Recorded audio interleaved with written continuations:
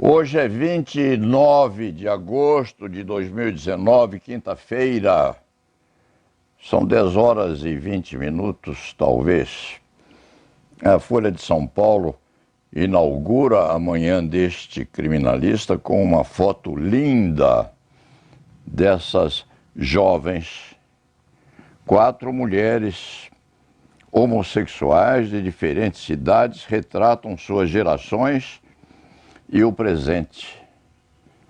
São moças muito bonitas, alegres, esfuziantes nas respectivas posições e dispostas, sim, a lutar pela igualdade dos sexos.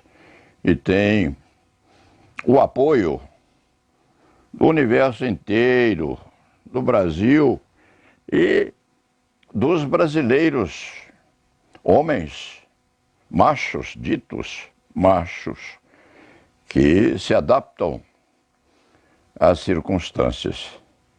Mesmo aqueles que têm a idade deste antigo criminalista que perlustrou ou perpassou a sua mocidade e amadurecimento em outras perspectivas. Mas é assim. Nós nos adaptamos, nós amadurecemos, envelhecemos também, atentos a essas alternativas todas e entusiasmados com as opções diversas da feminilidade. É assim que funciona. A seguir, a Folha traz também uma discussão sobre se o Supremo Tribunal Federal vai gerar um efeito cascata com a invalidação desta ação penal julgada nos últimos dias.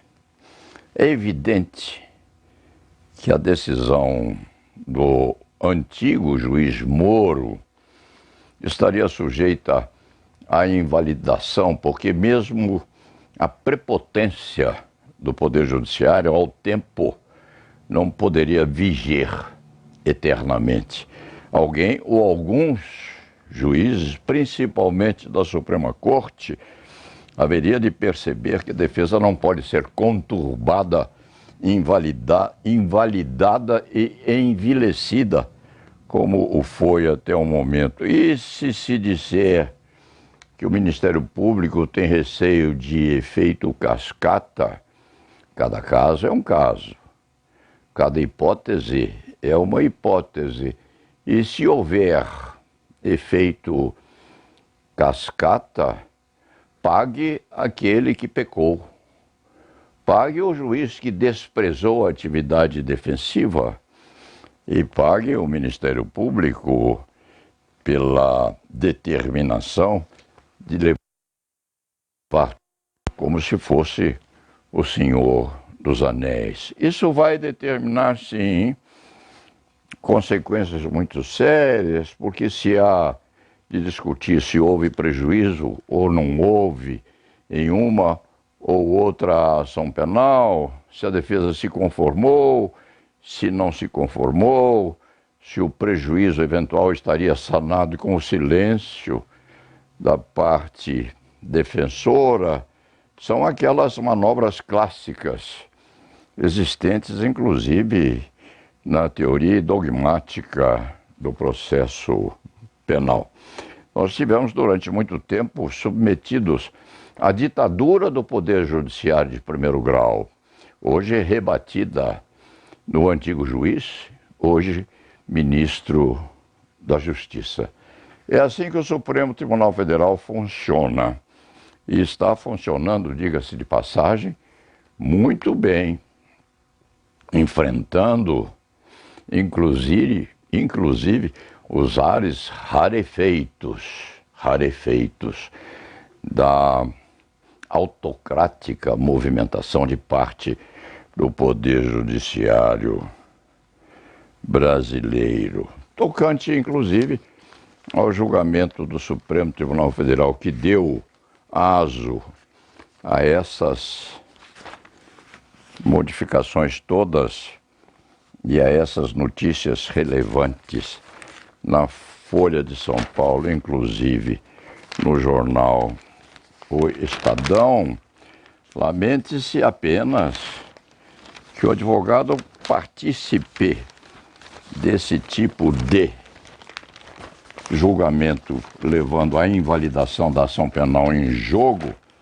Lamente-se apenas que a Suprema Corte persista ainda a ofender, inclusive, o Estatuto da Advocacia, porque o advogado é obrigado a falar em pé e não tem assento depois da manifestação. E fica muitas e muitas vezes hirto,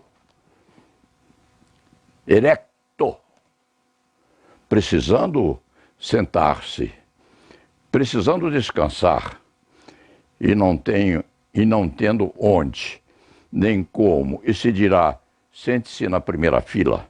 A primeira fila é fila da plateia, não é o lugar onde a defesa deve estar. Este advogado há muito tempo persiste, teima, insiste, reivindica respeitosamente, inclusive, que o Supremo Tribunal Federal, por vários de seus presidentes, inclusive pela ministra Carmen Lúcia, que o Supremo finalmente tenha um ato de respeito aos 800 mil advogados que este país tem.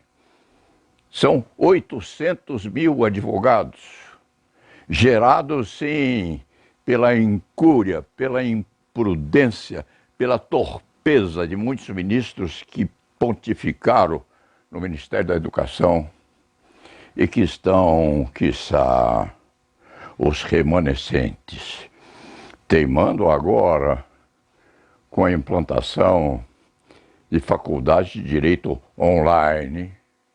Este advogado já preveniu isto faz tempo, numa espécie de bruxaria, antevendo o que ia acontecer, e vai acontecer.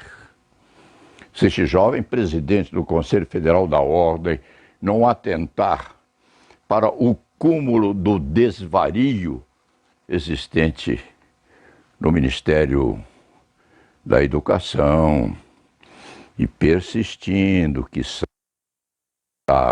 estão voejando à volta da advocacia no sentido de aviltamento da nossa beca. Então, que o Supremo Tribunal Federal tenha um gesto final de obediência ao estatuto que rege a nossa advocacia tão sofrida. Mande, ministra Carmen Lúcia, mande pôr uma cadeira, um assento sem grande demonstração de nobreza, um assento que não seja aviltante, a fim de que os advogados, inclusive os antigos, aqueles que têm direito por vocação da idade de falar sentados, se por outra perspectiva não puderem fazê-lo. Ministra Carmen Lúcia, mande pôr uma poltrona aqui, para que o advogado possa acompanhar e, inclusive, intervir, eventualmente, nas decisões do plenário. Não custa nada. O ministro Joaquim Barbosa tinha 2 poltronas. Poder-se-ia usar aquela, ou aquelas, poderiam ser usadas. Aquelas que ele deixou, depois de deixar a Suprema Corte, e deixar a Suprema Corte com uma lembrança à classe da advocacia, que não é uma lembrança boa, porque mandou tirar um advogado da tribuna, acentuando, tire esse homem daqui. Ele vai pagar esse preço o resto da vida dele.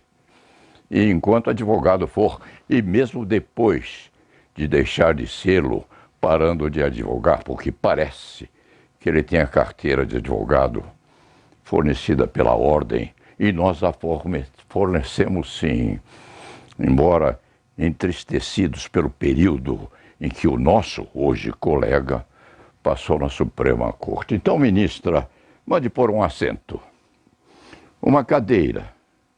Quem foi o relator desse pedido nosso? Teria sido o ministro Marco Aurélio, que é honrado por toda a classe e respeitado, respeitadíssimo por todos nós. Um comportamento, uma conduta tão simples, um assento só. E hoje este cronista já falou demais. É hora de trabalhar, de vestir a velha beca. Quiçá, numa oportunidade desta, ou destas, aos 84 anos, este criminalista ser obrigado a falar em pé nesta tribuna, sem lugar para descansar, os ossos já rarefeitos pela temperatura que o Brasil está atravessando. E lá va.